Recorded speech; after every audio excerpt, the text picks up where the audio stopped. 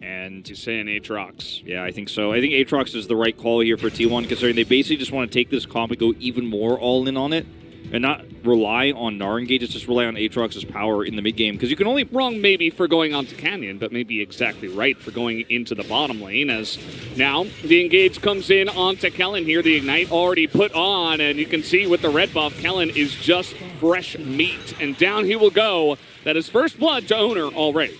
And this is the kind of setup to get level 6, as now he is in position with Faker, who is going to get in here first, but the binding is good on to T1's jungler.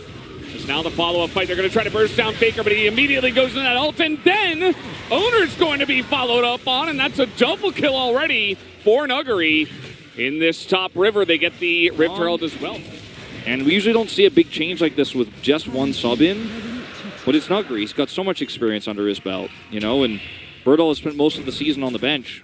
Yeah. It's like Nuggery just comes in with the keys to the city here, you know? Mm-hmm. Nuggery in a lot of trouble here, actually. Does not have any cooldowns. Just going to try to get burst down, but actually he should be okay. Nearly trades it back, as he will not be okay in the end. In fact, Zeus will shut him down.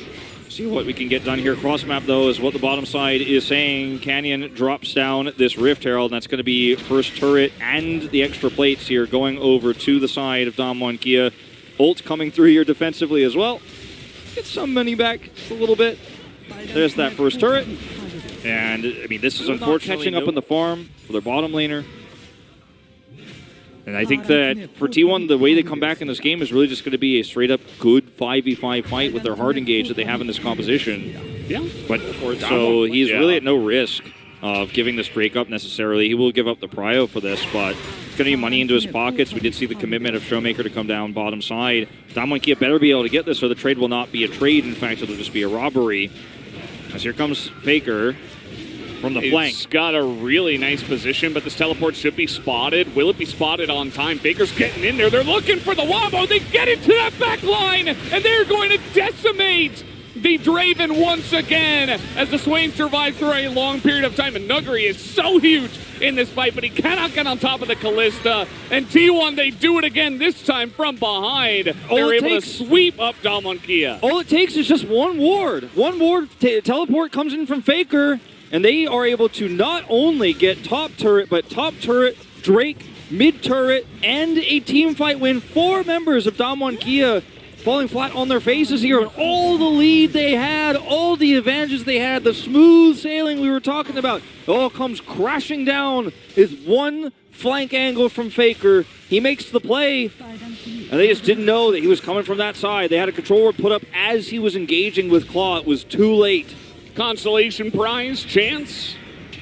No, not even that. 2 teleports used for Damwon Kia. They're trying to get Temple on the map, trying to look for something here with the Rift Heralds.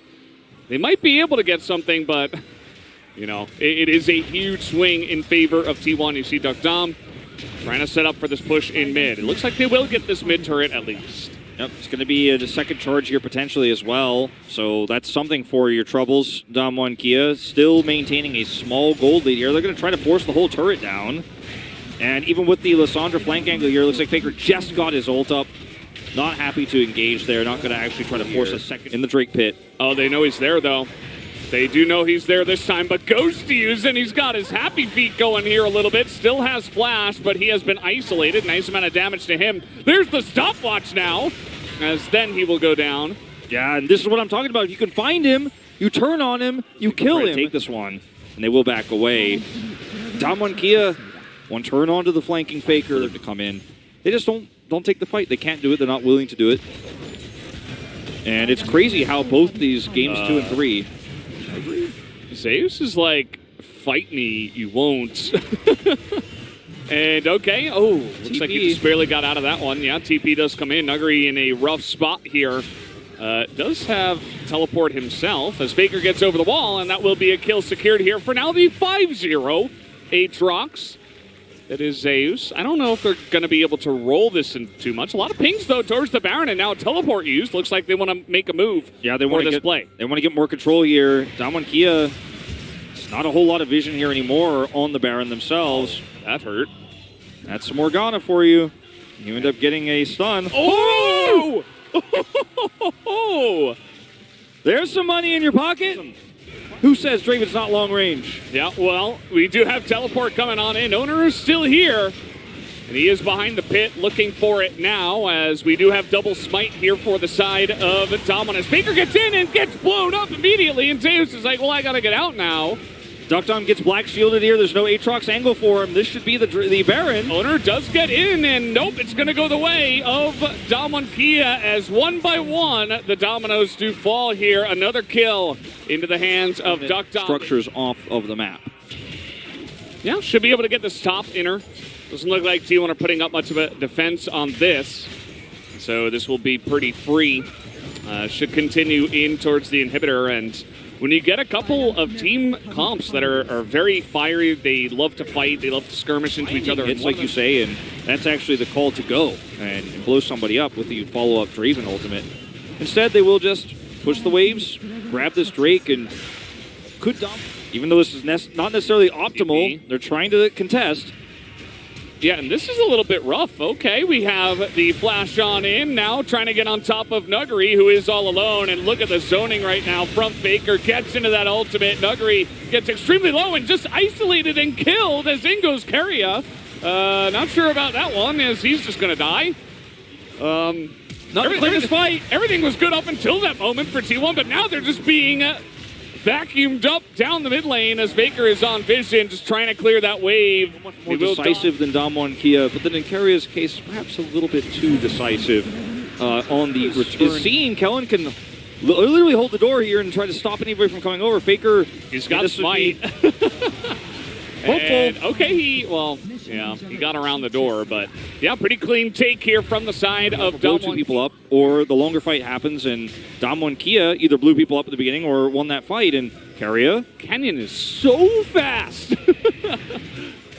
The Cloud Soul actually helping out a lot alongside of the Cloud Rift. He just could not be ran away from. Yeah. Area just dies. You get bound, you are dead in this game. That's how it works. And in longer fights and in neutral, the poke of the pool, the binding threat means T1 can't get anywhere near Damwon Kia. When they have Baron buff, they've got great siege, and they're just going to use it.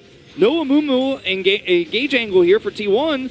They're just going to use it to push down an inhibitor. There's nothing that T1 can really do about this. They can't flank. They don't want to be anywhere near Damwon Kia, but Damwon Kia are closing the distance. Now they're in the base.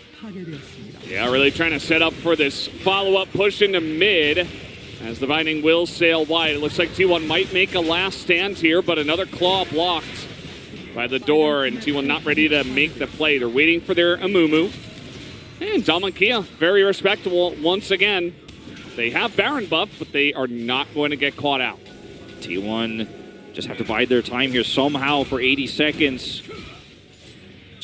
There's so much siege here, so much poke with these pools. Okay, Keria got to go in now. Faker gets into the back line, but doesn't end up doing too much as they are not able to blow up the back line this time around. Guma is hopping it out, a huge cyclone. But that is not nearly enough. Feels like the wallet's a bit heavy here for the side of Damwon Kia, and they will be able to take at least one game in this series and bring us to 2-1 as Damwon Kia will push to end. Now, Damwon Kia have done it. Just a better setup here for fights. They got ahead. Their comp is the anti-T1 composition. Bindings were great from Canyon all game long. Out farms own